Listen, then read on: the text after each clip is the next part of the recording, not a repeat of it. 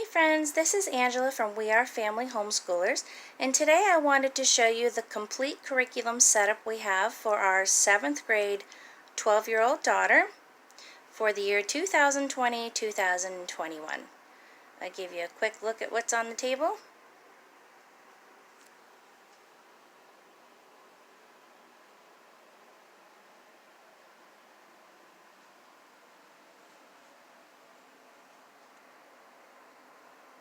Okay, and here we go. So let's begin with math. We hit a little speed bump this year in 6th grade and needed to switch out our math curriculum. So we're going to be working with Ace Pace's math for a little bit and see how that works for us. I have 5 paces here. There are 10 to a grade level. And this is mastery based. It is Christian. It does have Bible verses in there and good character lessons. So this seems to be working for her. It gives her new information, little chunks at a time. So she's enjoying that. I do have Illustrated Dictionary of Math from Usborne that she likes to dig into from time and time again and challenge herself. So that's available for her. She's also using the All About Money, Business, and Economics Funschooling and Journal by the Thinkin' Tree. And this one is pretty cool. It covers understanding money, what currency is, the history of money, money around the world, budgeting, banks and credit and debt, understanding the way people make money, government and taxes, understanding basic economics. In the Hard Times paper, You Be the Reporter. This brings in some history. It even has COVID-19 pandemic and current economics in the news. So this is a research guide. So let's open it up to ways people earn money. 4 groups of people, each makes money in a different way. An employee, the self-employed, the business owner, and the investor. So she's going to write down how her parents make money, what kind of jobs do they have, how much time they work per week. Then she's going to go over what each one is, an employee who's self-employed, business owners. She's going to watch a YouTube video on that and do some writing. What's an investor? Capital appreciation, cash flow. What are taxes? Forms of taxes. It's got the 1040 tax return in here. Watch another YouTube video. Write down what you learned. The branches of government. Things the government is responsible for. Government revenue. So, it's a pretty amazing research guide. Along with this, we've got some books like Whatever Happened to Penny Candy, Usborne, Understanding Money. She's actually already read these, and she will go through them again as she works through her journal and needs to answer questions. Politics and Government. This is another Usborne book. And Understanding Business.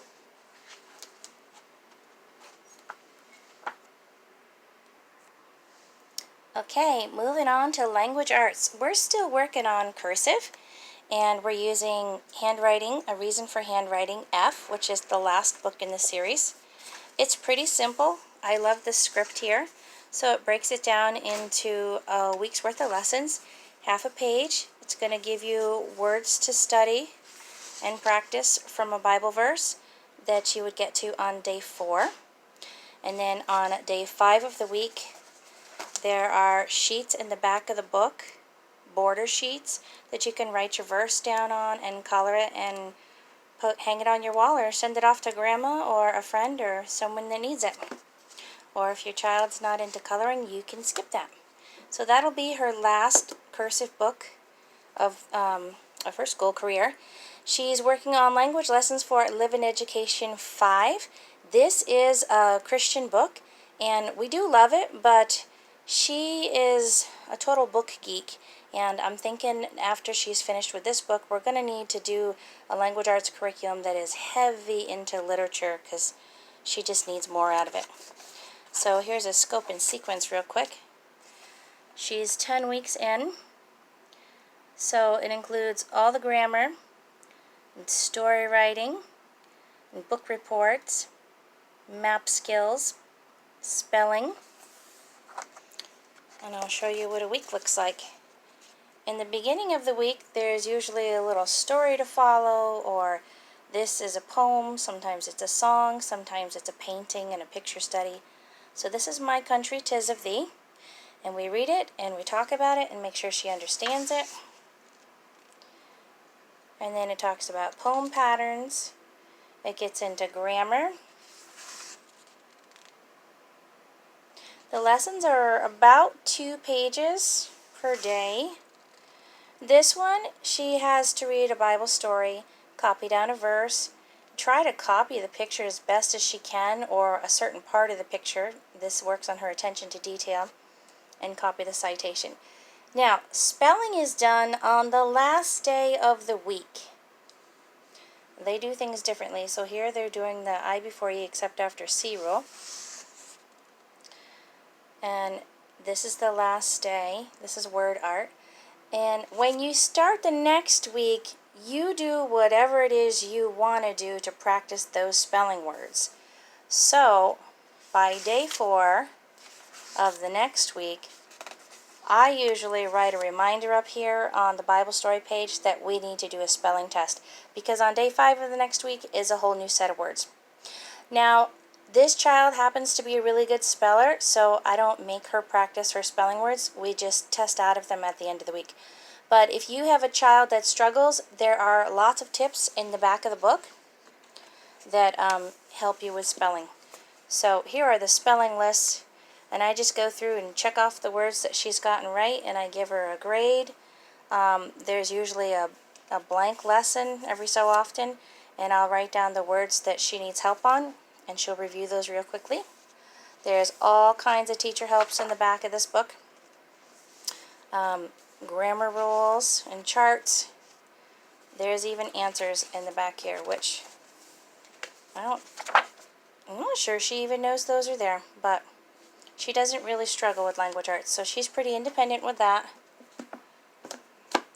Next we have a classical Funschooling poetry collection level C by the Thinkin' Tree. And this one has classic poems: Robert Frost, William Wordsworth, Henry Longfellow, William Blake, Edgar Allan Poe, Alfred Tennyson, Charlotte Brontë.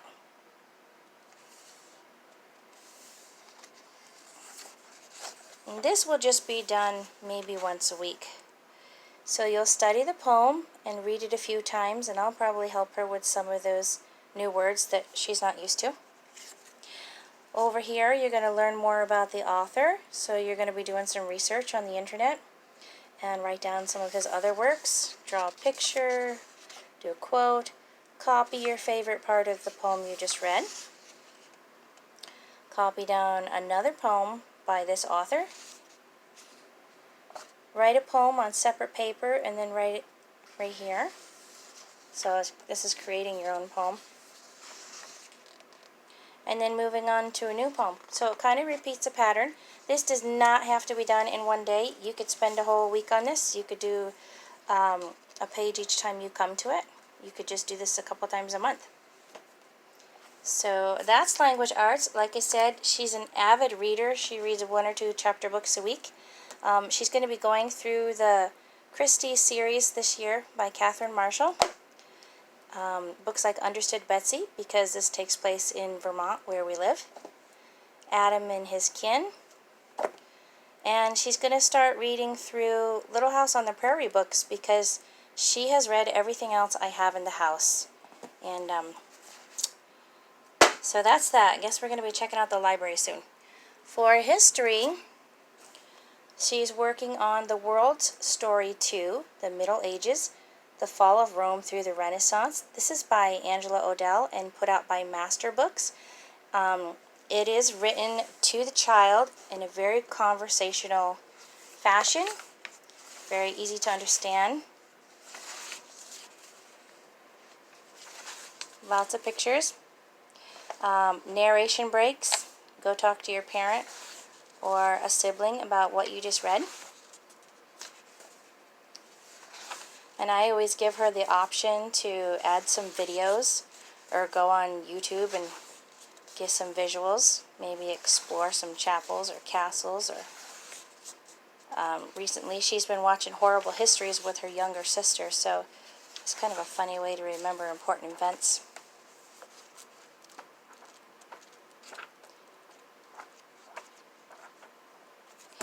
So that's history. This is the teacher's book and the student workbook. This is 6th through 8th grade. In the beginning of the book, you'll see the student's schedule.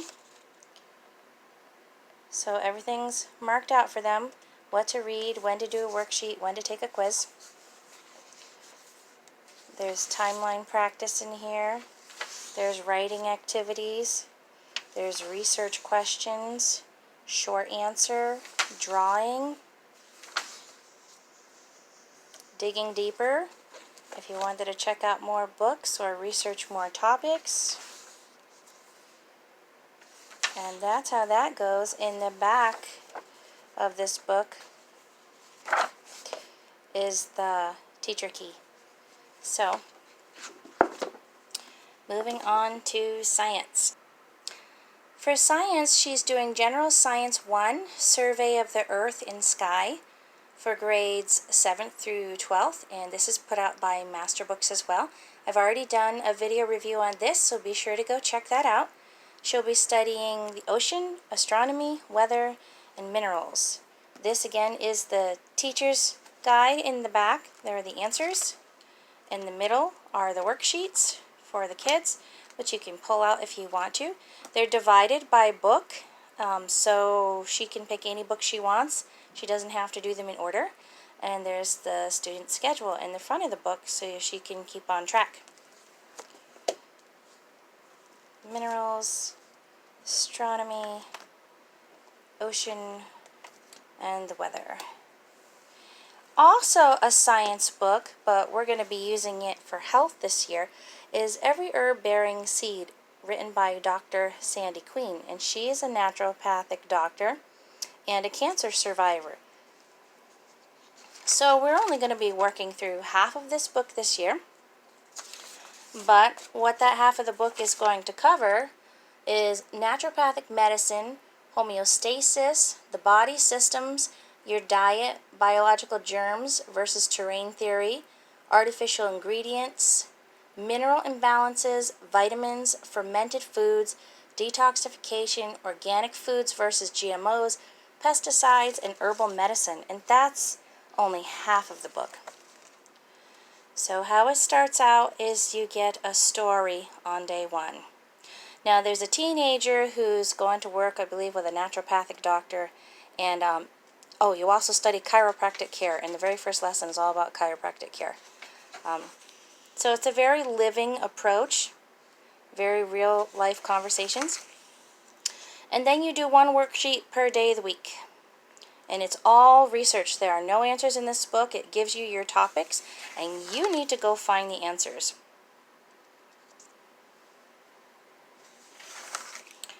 And then here's the next week. So she'll be using the computer for that under my supervision. And let's move on to the Baker's Journal.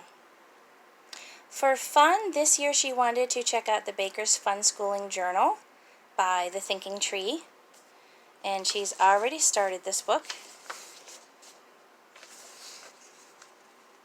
So it tells you to pick out your goals and pick out the books you want to read to study baking.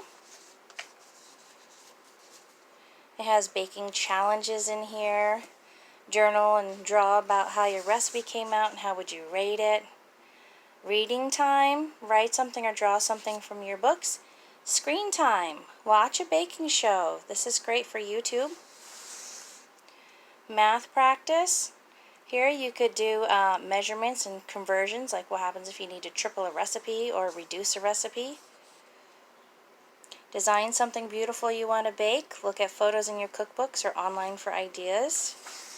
Take some notes. Here's making healthy chocolate cookies. Gives you a recipe to follow, and then you need to rate it. How did it come out? Was it good? Was it bad? How many stars? Your plans and priorities. To-do list, shopping list, a quote. What are your plans for the day? What are you thankful for? Pictures to color. More baking challenges. So that's how that one goes. To go along with that, we've got a lot of Trim Healthy Mama books. She loves reading these and the stories behind the families and how people eat, trying out new recipes, new ingredients. We also have the Pioneer Woman Cooks. Come and get it. This one I grabbed at Walmart. This one has lots of yummy food in here. Probably not all good for the waistline, but she's a skinny kid, so it doesn't matter. And then we do have a Children's World Cookbook, which I picked up from Usborne, and this is amazing. It has dishes from countries all over the world in it. I also have a review out on this book, and it has kitchen safety and tips and tricks, and it's very visual. Step-by-step instructions. So that's going to be a lot of fun this year. Okay, last but not least, I want to cover what we're doing for Bible this year. Okay, for Bible, we've got a few things going on. She's been working on A Girl's Guide to Making Really Good Choices by Elizabeth George. And I'll show you the table of contents here.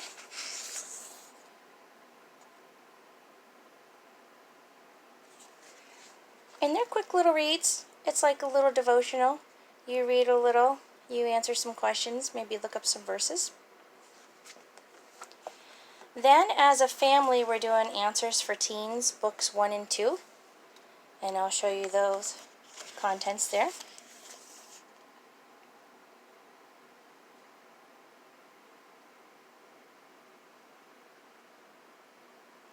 Okay, these are really quick reads to have with your family and discuss the questions and see what your family believes about it. Here's Answers for Teens, book 2. Sorry about all my math flashcards in there. They make excellent bookmarks.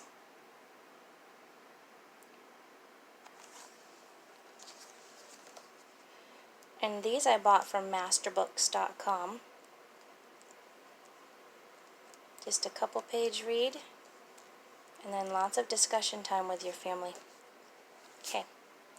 And then we also picked up another Funschooling journal from the Thinking Tree. This is Queens, Brides, and Divas, Women of the Bible, a Poet's Devotional and Prayer Journal.